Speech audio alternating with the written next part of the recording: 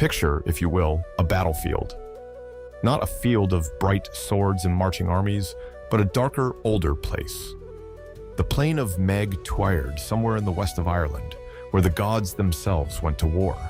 The Tuatha De Danann, the divine people of the goddess Danu, are locked in a terrible struggle with the Fomorians, monstrous beings who claim dominion over the land. Amid the clash of supernatural forces, a young man named Ruadan, born of divine and Fomorian blood alike, creeps toward the forge of Goibniu, the divine smith. He has been sent to spy, to kill. He drives a spear into the smith's side. But Goibniu does not fall. He pulls the spear free and hurls it back through Ruadan's body. Ruadan dies in front of his father's eyes at the Parliament of the Fomor.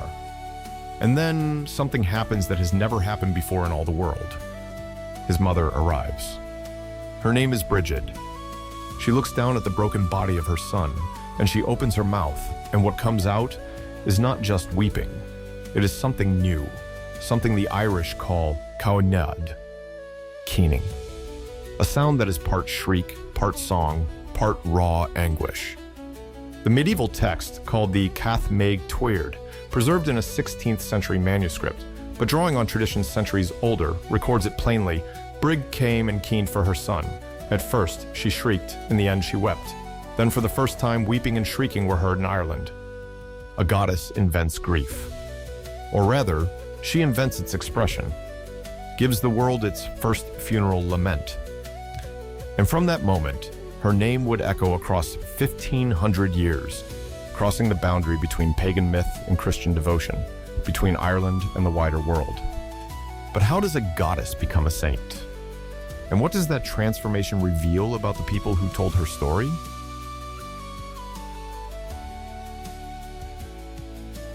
Welcome to Beat Nomads, History and Myths Awakened.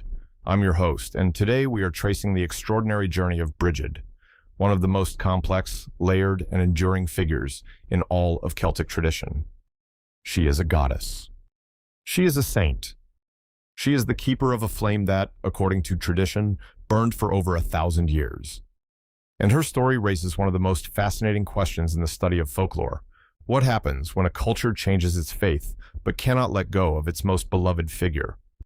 Today, we trace Brigid from her earliest known sources in Irish mythology, through her transformation into one of Ireland's 3 patron saints, across the variants and debates that surround her story, and into the present day, where, remarkably, she has become a symbol of something entirely new. Along the way, we will ask, what does the legend of Brigid reveal about the people who told it, retold it, and refused to let it die?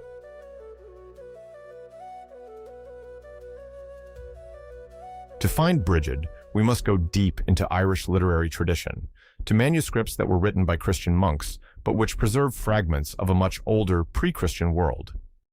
The name itself is the first clue.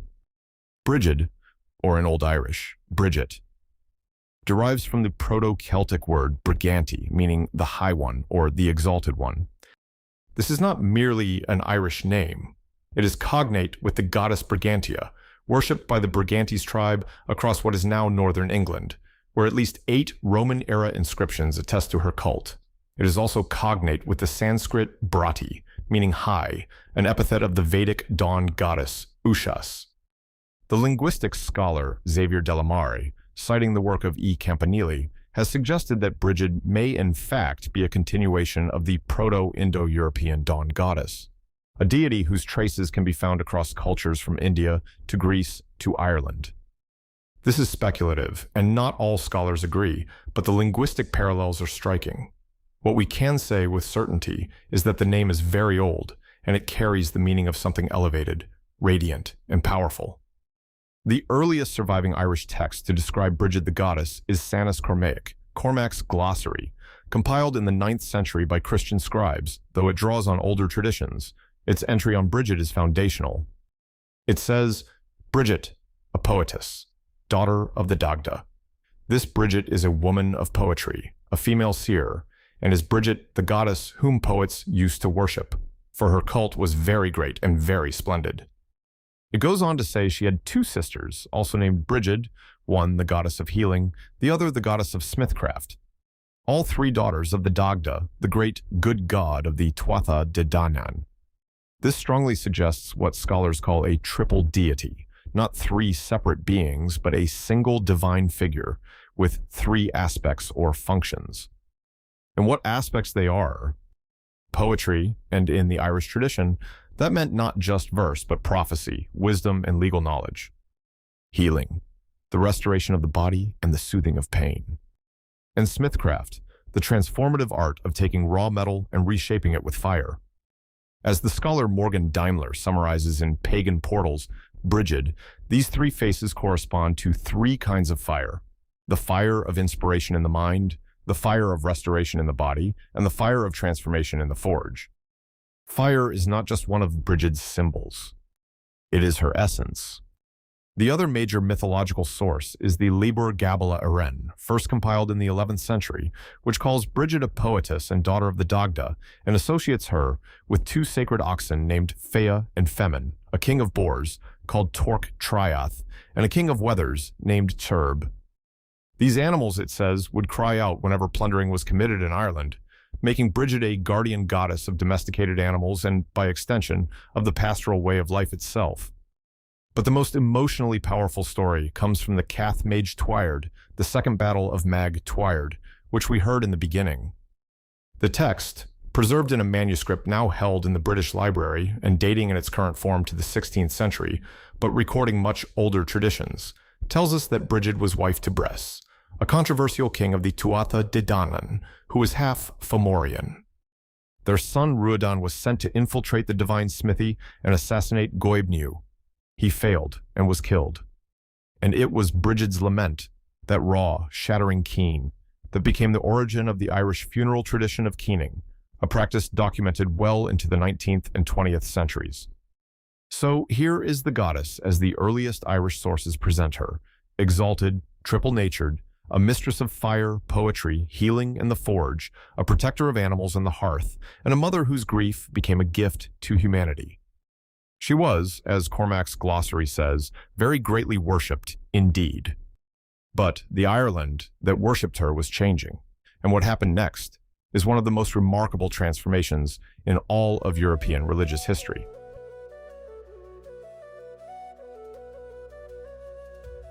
Now, as we cross from the mythological world into the age of saints and monasteries, we encounter a figure who is at once entirely different from the goddess, and strangely, unmistakably the same.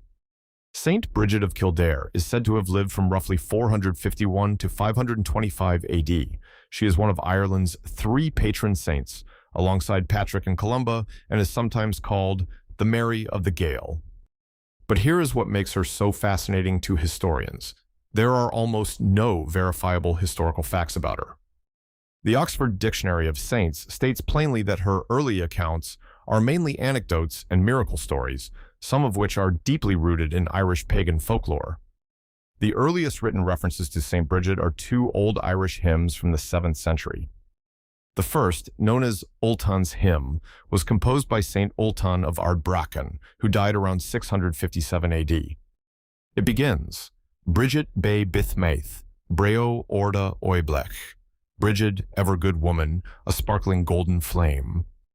The second, Brocken's Hymn, was composed at Ultan's request by his student Brocken Cloan.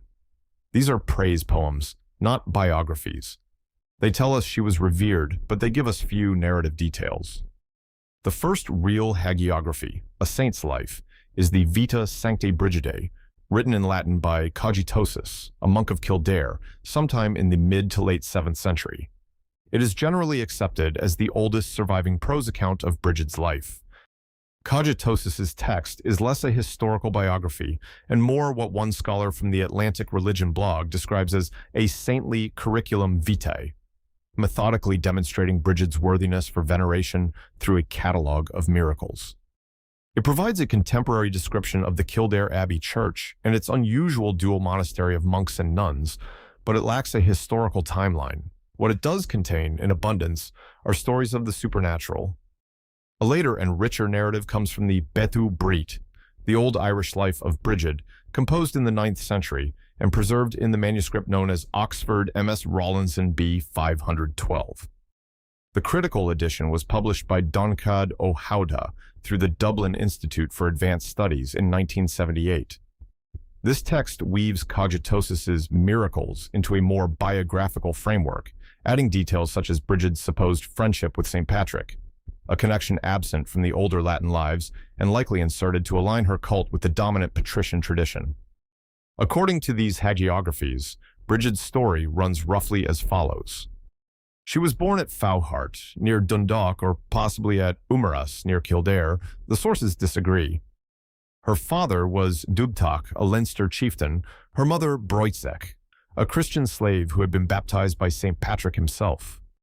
Dubthach's wife, jealous of the slave, forced him to sell Broitsek to a druid. An 8th century account names this druid as Maith Caon, and it was in this druid's household that Brigid was born, at dawn on the threshold of the house, as her mother carried milk inside. That detail, the threshold, the dawn, the milk, is saturated with liminal pre-Christian symbolism that hagiographer after hagiographer faithfully preserved. From childhood, the stories say, Brigid was extraordinary. She gave away everything, her mother's butter, her father's belongings, even his jeweled sword, to the poor. When Dubthach, enraged, tried to sell her to the king of Leinster, Brigid gave the king's own sword away to a beggar while her father was negotiating the price. The king recognized her holiness and ordered her freed. She became a consecrated virgin, taking the veil, according to different accounts, from either Bishop Michael or Saint Mel of Ardagh. And around 480 AD, she founded a monastery at Kildare, Sildara, meaning the Church of the Oak. The oak, of course, was a tree sacred to the Druids. She established a double monastery, for both monks and nuns, and invited the hermit Conleth to serve as the first bishop. What is remarkable and unusual for the period is that the abbess of Kildare held authority over both communities, and her successors were accorded episcopal honor for centuries. Thomas Charles Edwards, a leading medievalist, has observed that Brigid's miracles are notably different from those of other Irish saints. While Patrick shapes the destiny of kings, Brigid's power is expressed in helping miracles, healing the sick, feeding the hungry, rescuing the vulnerable. Most of her miracles, Charles Edwards writes, were humble affairs for people of low rank. She multiplies butter and milk. She controls the weather. She bestows cattle and sheep. She turns water into ale. These are not the miracles of a distant imperious deity. They are the acts of a protector of hearth and home. And this is precisely where the goddess shines through, because, as the folklorist Daithi O'Hogan has pointed out, these very miracles, multiplying food, bestowing livestock, controlling weather, association with fire and thermal springs, map directly onto the functions of the pagan goddess Brigid as described in Cormac's glossary and the Libor Gabala Aren. The question, then, is unavoidable. Was there ever a real woman behind the saint? Or is Saint Brigid simply the goddess in a Christian veil?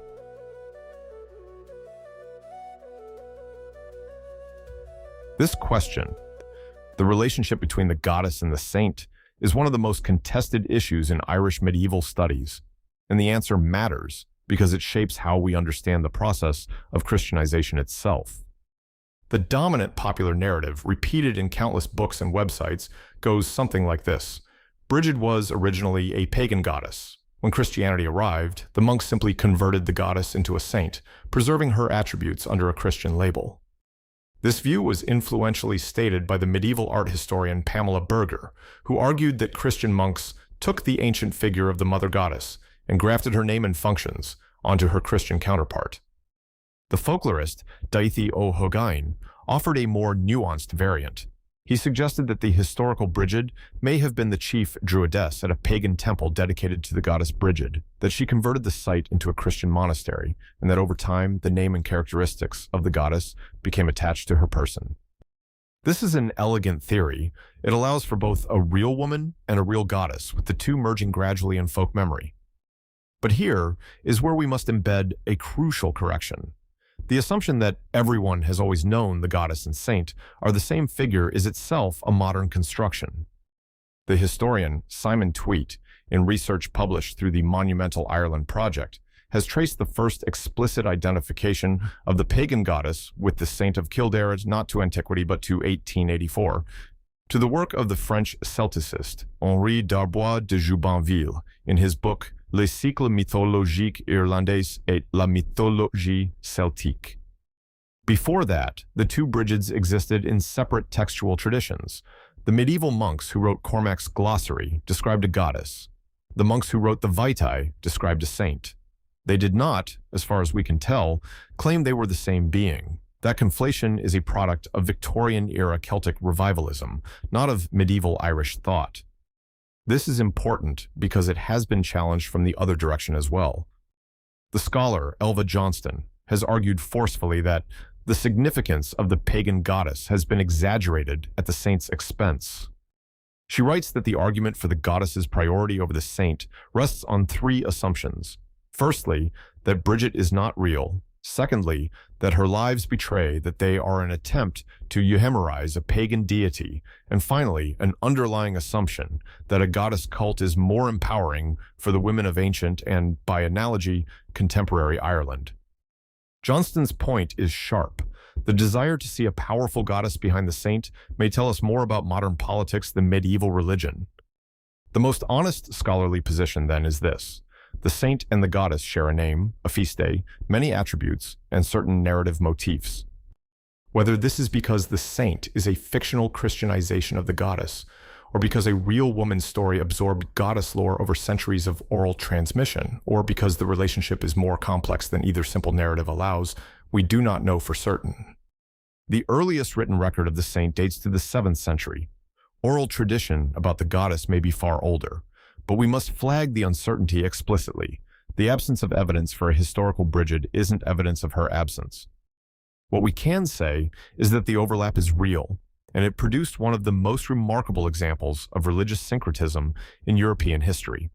And nowhere is that overlap more visible than in a single flickering phenomenon, the perpetual flame of Kildare.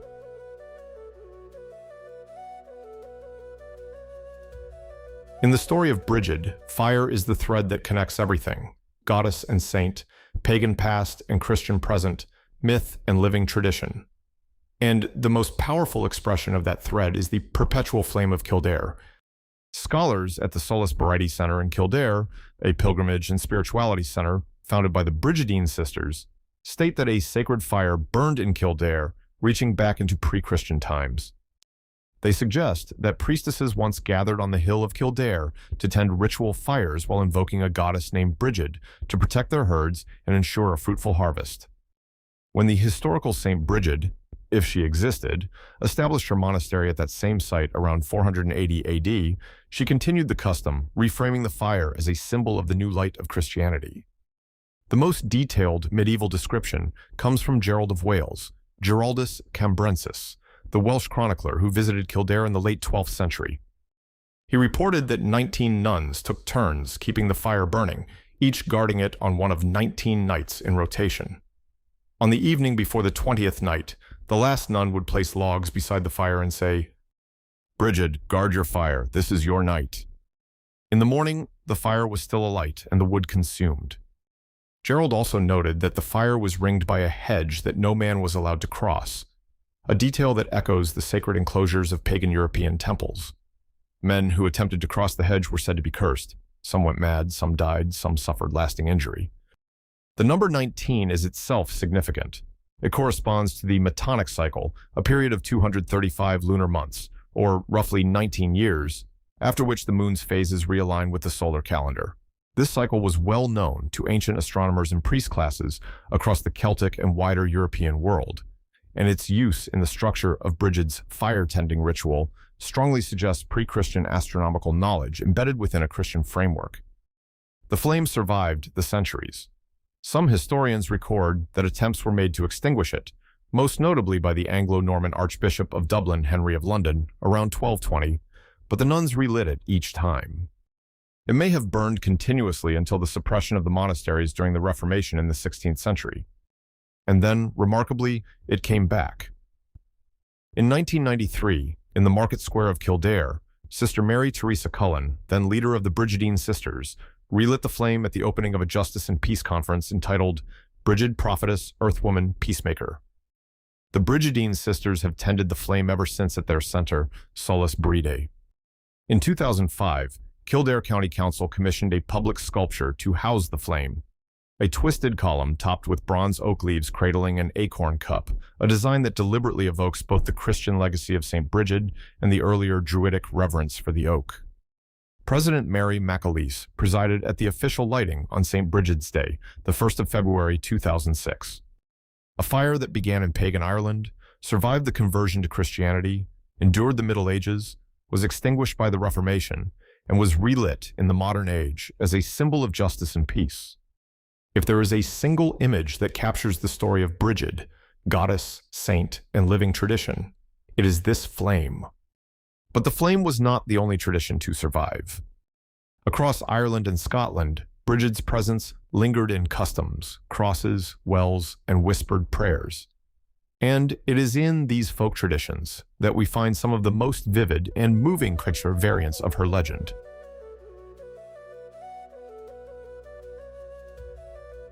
So far, we have traced Brigid through the grand narratives, mythology, hagiography, the perpetual flame. But legends do not survive only in manuscripts and monasteries. They survive in the hands and voices of ordinary people, and the folk traditions surrounding Brigid are extraordinarily rich. Begin with the Brigid's cross, the croix Bríde. This is the woven reed or rush cross, usually with a square center and 4 radiating arms, that has been made in Irish homes for centuries on the eve of Saint Brigid's Day, 31st January. It is hung over doorways, windows, and in byres to protect against fire, lightning, illness, and evil spirits.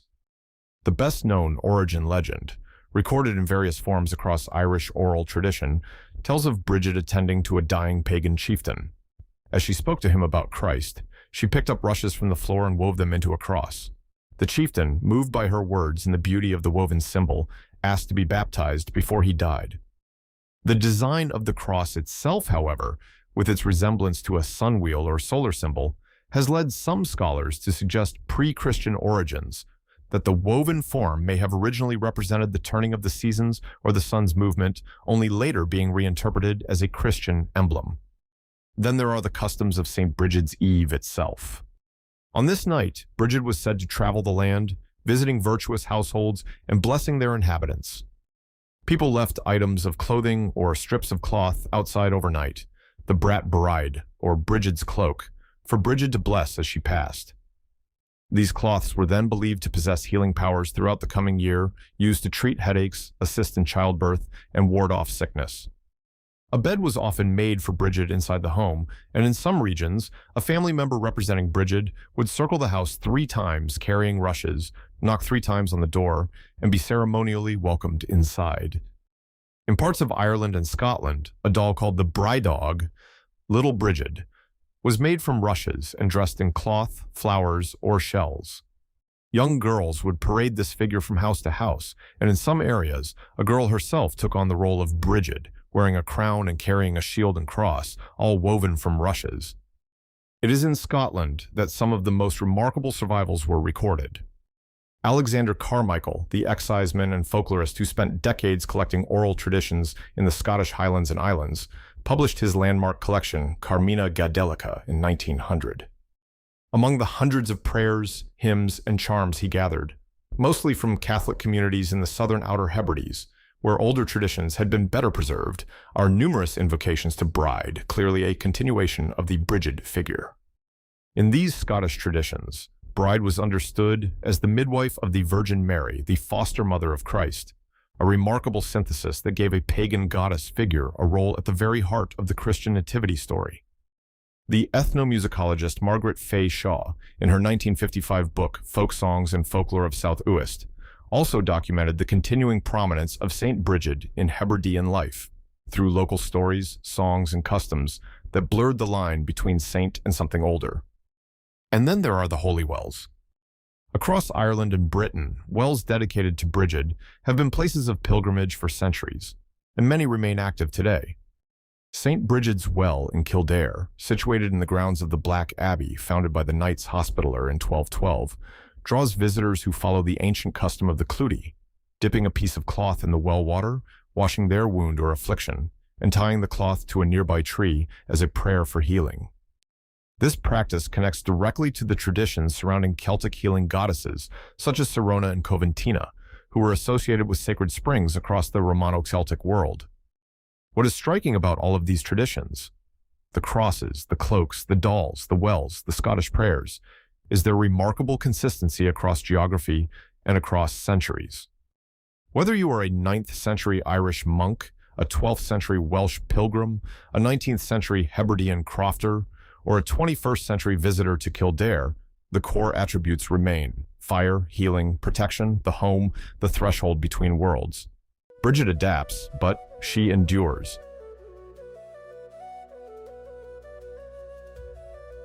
So what does this legend mean? Why has Brigid endured when so many other pre-Christian deities faded from living memory? And why does she matter now? Let us start with what scholars have said. The folklorist Daithi O'Hogain, one of the foremost authorities on Irish mythology, argued that the survival of Brigid is a testament to the depth of her original cult. She was not a remote sky god or a war deity easily discarded. She was bound to the most intimate aspects of daily life: the fire in the hearth, the milk in the pail, the health of the family, the inspiration of the poet. When Christianity arrived, it could not simply erase her. It had to absorb her. The medievalist Pamela Berger, looking at the phenomenon from the perspective of art history, saw the process as deliberate. The monks needed female figures who could serve as vessels for the devotion that ordinary people, especially women, had previously directed toward goddesses. Brigid, already associated with motherhood, healing, and domestic life, was the perfect candidate for this grafting. But there is another dimension, one that speaks to the present. In Haitian Vodou, a syncretic religion born from the collision of West African traditions and Catholicism in the Caribbean, Saint Brigid lives on as Maman Brigit, a death loa and the consort of Baron Samedi. This extraordinary transformation, documented in studies of Haitian religious practice, shows how Brigid's image and name could travel not just across centuries, but across oceans and cultures, adapting to contexts her original worshippers could never have imagined. And then there is the most recent chapter. In 2023, the Republic of Ireland designated the first Monday of February, St. Brigid's Day, as a public holiday.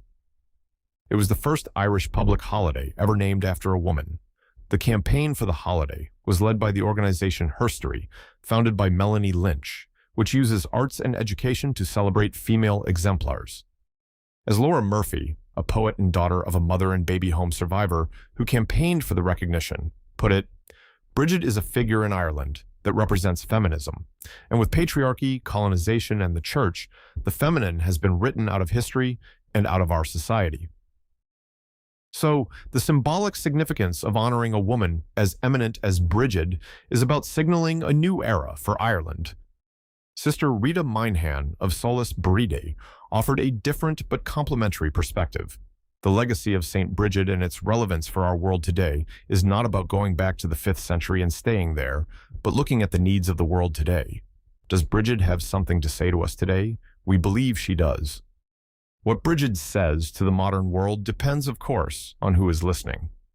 For some, she is a feminist icon, a woman who, according to the medieval sources, defied her father, gave away patriarchal wealth, founded an institution where women held authority equal to or greater than men, and was accorded the honors of a bishop in an age that denied women power.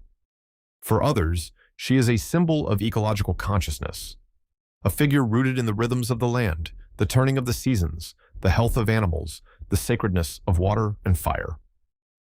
For neo-pagans, she is a living goddess, worshipped anew, often emphasizing her triple aspect as poet, healer, and smith. For Irish Catholics, she is the beloved Mother Saint, a model of charity and humility. For scholars of comparative mythology, she is a window into the deep structures of Indo-European religion, a trail that leads from the plains of Ireland back through the mists to the dawn goddess, worshipped by peoples who had not yet divided into Celts and Vedic priests and Greeks. All of these Brigids are real. None of them is the whole truth. And perhaps that is the deepest lesson of her legend, that the most powerful stories are the ones capacious enough to hold many meanings, the ones that each generation can approach with its own questions and find its own answers. the fire of Kildare burned still, literally, in the public square where the Brigidine sisters tend the flame they relit in 1993, and metaphorically, in the millions of people across the world who carry some version of Brigid's name, her cross, or her story. She's 1,500 years old and older than that. She is a goddess who became a saint. She is a saint who may have been a goddess all along. She is a myth that became a feast day, a folk tradition, a public holiday, and a global symbol. And she is, above all, a story about what endures when everything else changes. The land changes hands, empires rise and fall, gods are renamed, temples become churches, churches become ruins. But the flame, the fire in the hearth, the spark of inspiration, the cry of a mother mourning her son, that flame refuses to die.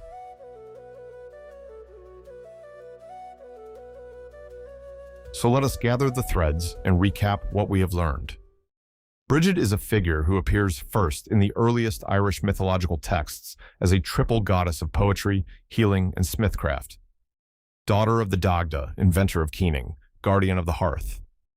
Her story was transformed sometime in the early Christian centuries into that of Saint Brigid of Kildare, whose hagiographies drew deeply on pagan motifs while casting her as an exemplar of Christian charity. Through the centuries, her legend was carried in folk traditions, crosses, wells, cloaks, dolls, and prayers, from Ireland to Scotland to the wider world. And today, she stands at the intersection of feminism, ecology, faith, and cultural identity, a figure as relevant in the 21st century as she was in the 5th.